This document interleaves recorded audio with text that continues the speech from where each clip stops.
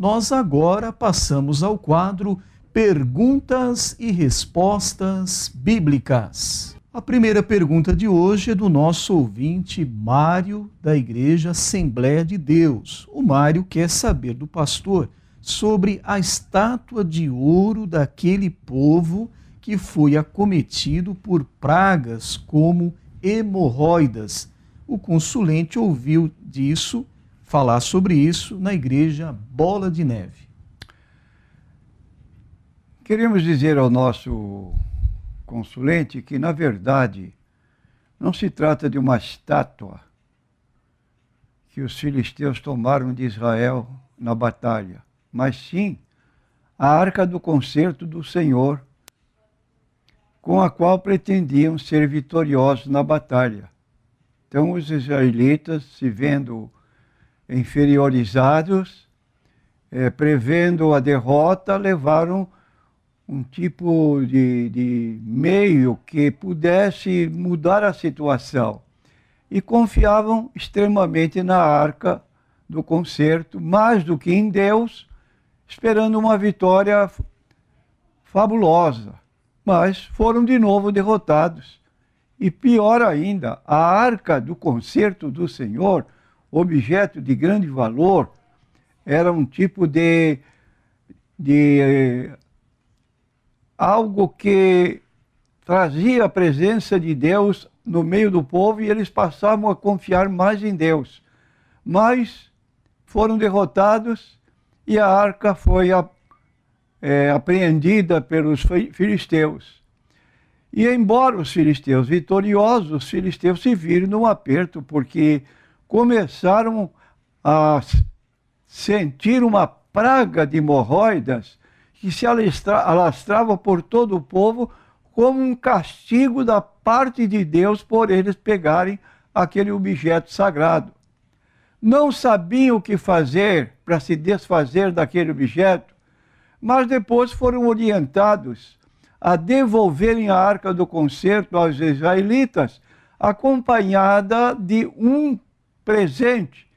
E souberam que havia 5 príncipes no meio do povo de Israel e fizeram 5 hemorroidas de ouro, o número dos príncipes israelitas, e devolveram, esperando assim que a praga da hemorroide cessasse e eles pudessem então continuar a sua vida normalmente. Agora, quero dizer que a transferência da fé em Deus para um objeto qualquer que seja é considerada superstição. E quando os israelitas passaram à frente da batalha esta arca do concerto do Senhor, eles tiraram a fé de Deus para o objeto. E aí não funcionou. A defesa que eles esperavam, a vitória que aguardavam, não chegou. E eles então perderam a própria arca do concerto e assim foram derrotados em batalha. Então, fica aqui a lição: objetos nos quais depositamos confiança, poder, como um amuleto, como um talismã, isso não tem parte nas coisas de Deus. A nossa fé deve estar depositada na pessoa de Deus unicamente e não em objetos. A próxima pergunta é NQI Homem. O ouvinte não quer se identificar, mas pede para o pastor explicar o que significa a fé sem obras é morta. A verdadeira fé salvífica é tão vital que não poderá deixar de se expressar por ações e devoção a Jesus Cristo. As obras sem a fé são obras mortas. A fé sem obras é fé morta. A fé verdadeira sempre se manifesta em obediência para com Deus e atos compassivos para com os necessitados. Então aí está a definição dessa colocação que foi indagada. A próxima pergunta, também do mesmo ouvinte, pede para o pastor explicar o texto de Mateus, capítulo 5, verso 17 e 18, especialmente quando o Senhor Jesus disse que não veio abrogar a lei.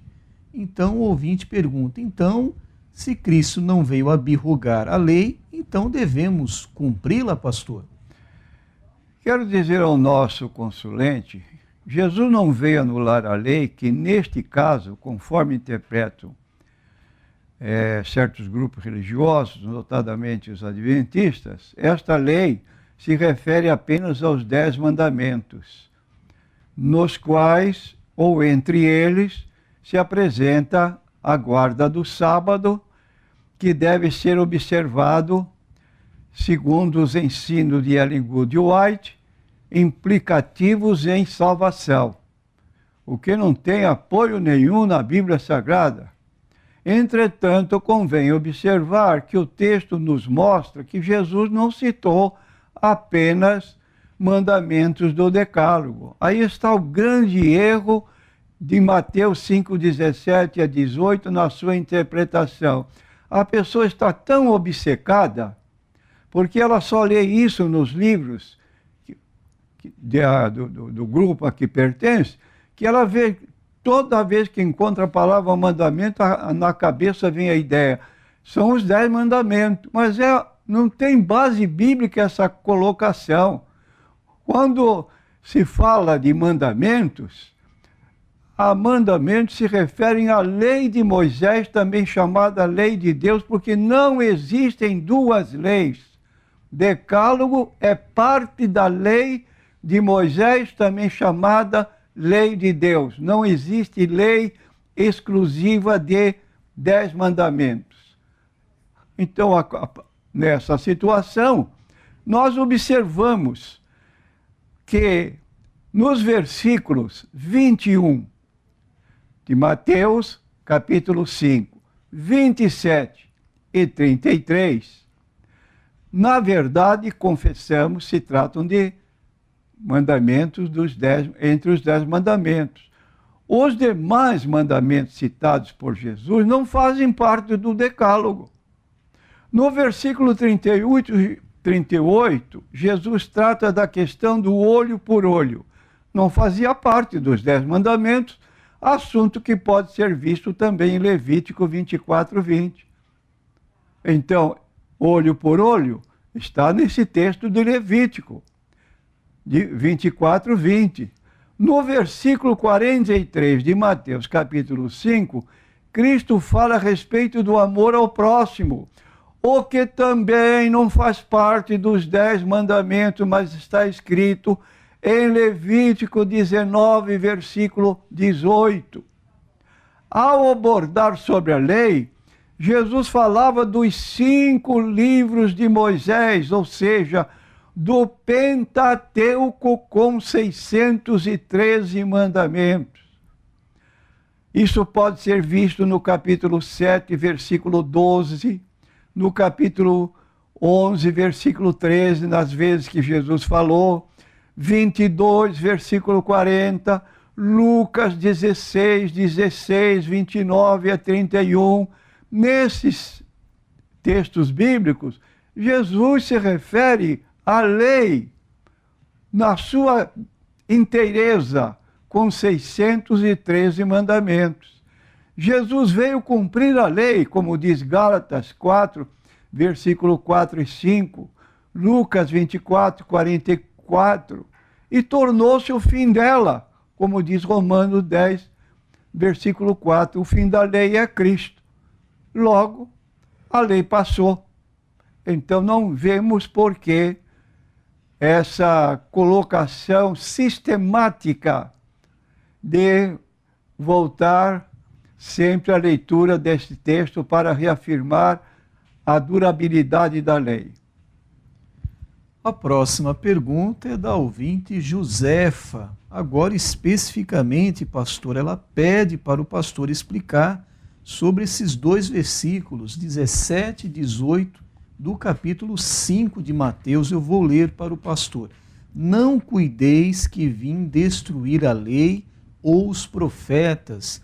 Não vim abrogar, mas cumprir. Porque em verdade vos digo que até que o céu e a terra passem, nem um jota ou um tio se omitirá da lei, sem que tudo seja cumprido.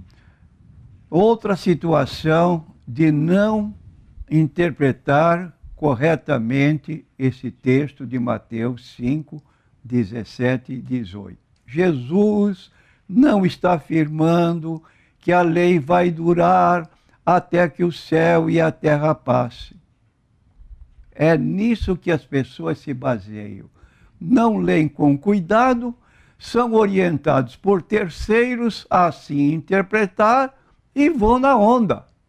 Mas o que na verdade está dizendo o texto? Que a lei não passaria até que tudo fosse cumprido. Não o tempo que duraria no sentido de até que o sol e a terra passem, mas ao tempo que levaria para ela ser cumprida. E quero dizer com muita segurança que Jesus cumpriu a lei completamente e, consequentemente, a lei de Moisés, com 613 mandamentos, já passou. Então, nós temos no livro de Gálatas, capítulo 3, versículo 1, quando havia uma teimosia de judaizantes dos dias de Paulo que queriam impor aos cristãos a guarda dos mandamentos ligados ao judaísmo.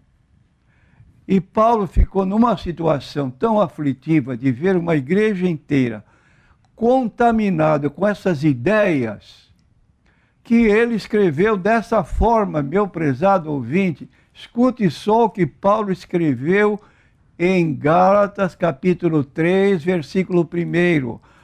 Ó insensatos Gálatas! O que é uma pessoa insensata? É uma pessoa sem juízo, que não sabe arrazoar, que está fora de si. Quem vos fascinou para não obedecerdes à verdade?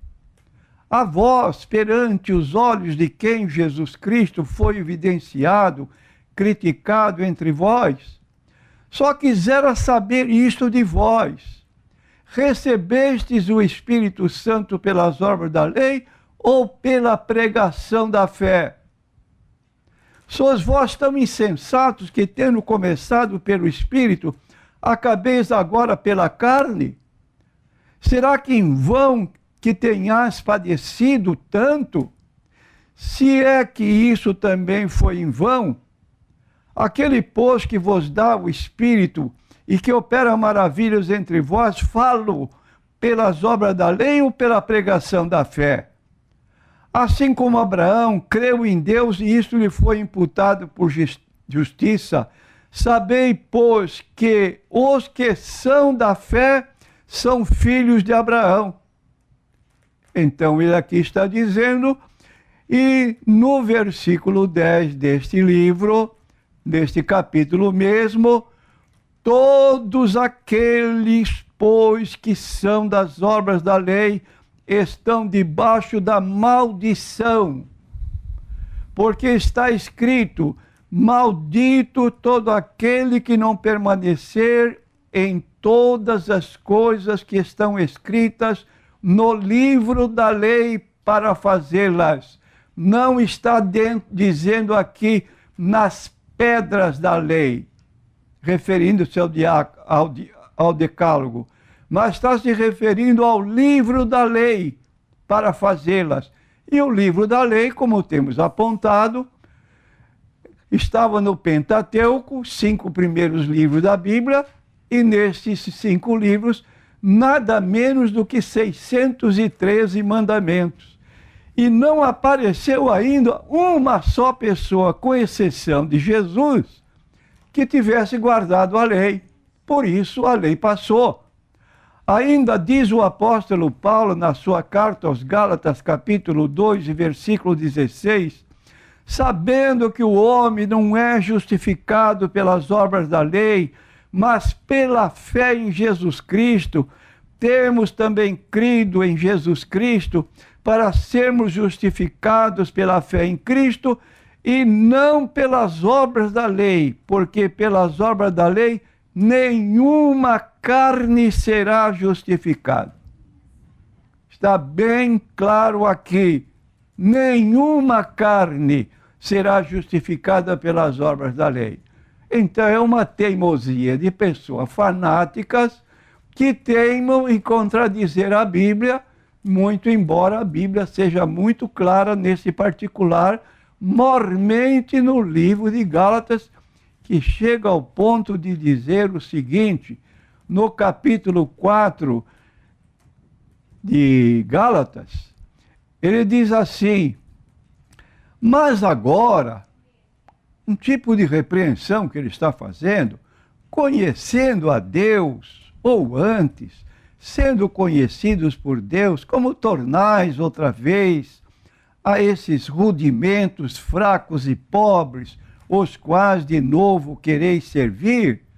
Guardais dias, sábados semanais, meses, luas novas mensais, tempos e anos, festividades anuais. O que Paulo conclui no versículo 11: receio de vós que não haja trabalhado em vão para convosco. Então, os judaizantes dos dias de Paulo estão ativos em nossos dias. E é preciso ter cuidado para não se deixar levar pela onda. A próxima pergunta é NQI Mulher. A ouvinte não quer se identificar, mas ela faz aqui, na verdade, duas perguntas para o pastor. A primeira: pastor, Deus fala sobre a vida sentimental das pessoas? Ele usa, por exemplo, os seus profetas para fazer assim, para dar assim uma mensagem do tipo: eis que te digo, fulano, beltrano, não é para você tal pessoa. É possível fazer isso, pastor? Deus trata dessa forma na área sentimental? Eu quero dizer o seguinte: a área sentimental, quando o casal está sendo obediente à Bíblia Sagrada, por exemplo, ninguém vai querer de um profeta saber: eu namoro um moço descrente ou vice-versa. O moço declara: eu namoro uma jovem descrente. Será que Deus está nisso? Perguntar para um profeta é a mesma coisa que querer errar. Mesmo que ele diga que sim, está contrário à Bíblia Sagrada. 2 Coríntios 6,14. Não vos ponhais debaixo de um jugo desigual com os infiéis. Agora, esses profetas que estão aparecendo, e nas igrejas aparece isso, por exemplo, uma jovem perguntar: é da vontade de Deus que eu case com fulano? Ela só vai ser enganada, porque nenhum homem tem capacidade para poder opinar, a não ser que o caso esteja contra a Bíblia. Aí qualquer um pode opinar. Mas se está dentro do princípio bíblico, está namorando um jovem trabalhador, um jovem honesto, dentro da igreja, aí está no padrão que Deus abençoa o casal. Agora, fugiu disso, nem precisa profeta. E sentimentos são pessoais. Não passe para alguém que se declare profeta o futuro da sua vida. E eu digo, depois da salvação, o passo mais importante que um ser humano dá é acertar no casamento. Porque errou no casamento, desmorona tudo. A família deixa de existir. É uma coisa incrível. Então, minha irmã, não vá atrás de profeta, por favor. O seu namoro, vamos admitir, não sei se é isso, está baseado na Bíblia. São dois jovens, mulher e homem, que desejam se casar. Ele tem emprego, tem trabalho, é honesto, a jovem gosta dele, então continue, porque Deus está no meio. Agora, se estiver fora do padrão da Bíblia, é só ler o capítulo 7 de 1 aos Coríntios. Lá estão conselhos para os que querem se casar e para os casados. A próxima pergunta, então, é da mesma ouvinte, ela quer saber com relação à traição, o adultério, pastor. Ele só é considerado na consumação do fato ou apenas se a pessoa pensar em ter uma relação íntima com outra pessoa, se isso também já constitui adultério, pastor?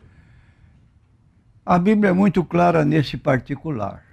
Jesus fala de alguém, seja mulher ou homem, que atente no sexo oposto e maquine pensamentos viciosos ou delituosos.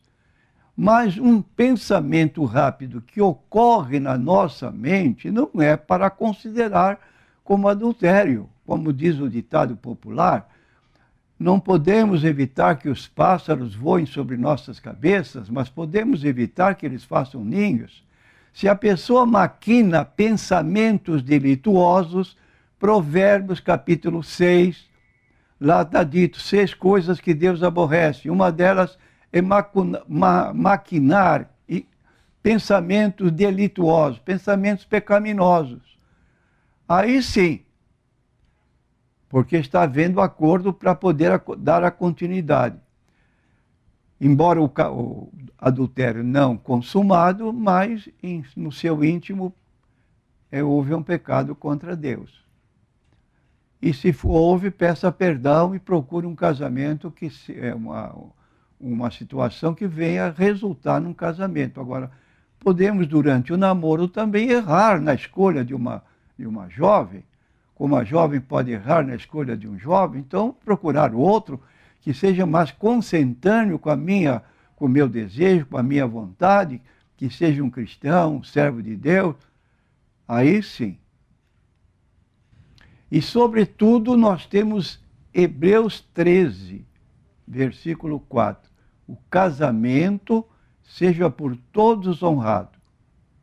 Quem se entrega à prostituição, se não é casado, ou adultério, se é casado, Deus vai julgá-los.